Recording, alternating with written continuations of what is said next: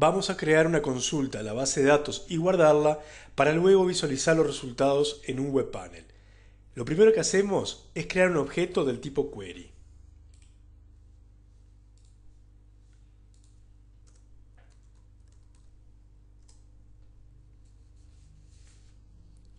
Queremos ver un análisis del total facturado por país, por cliente y por fecha. Por ejemplo, para un cierto país podríamos ver la distribución de ventas por cliente y dentro de un cliente ver la distribución por fecha de facturación.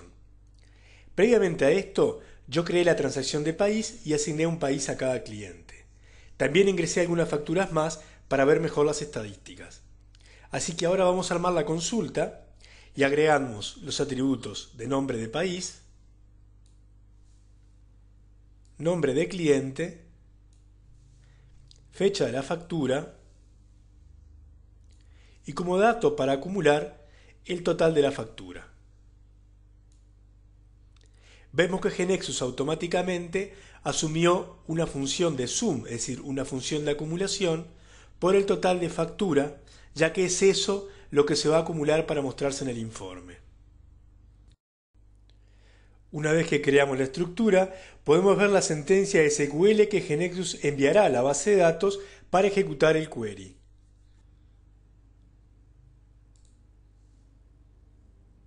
También tenemos una vista previa de la consulta. Y podríamos ver esta consulta como tabla dinámica, como en este caso. También podemos verla como tabla. O podríamos verlo como gráfica. Inclusive podríamos cambiar el tipo de gráfica. Vamos entonces a volver a la vista original. Vamos a salvar. Y ahora vamos a crear un web panel para poder visualizar esta consulta en nuestra aplicación. Creamos el web panel.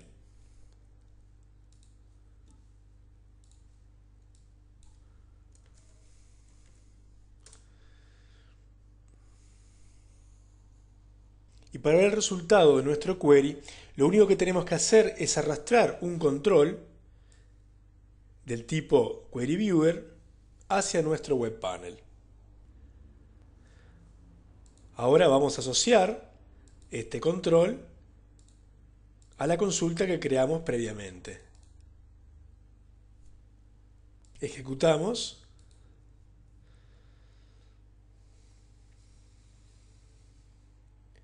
Y vemos a nuestro web panel Sales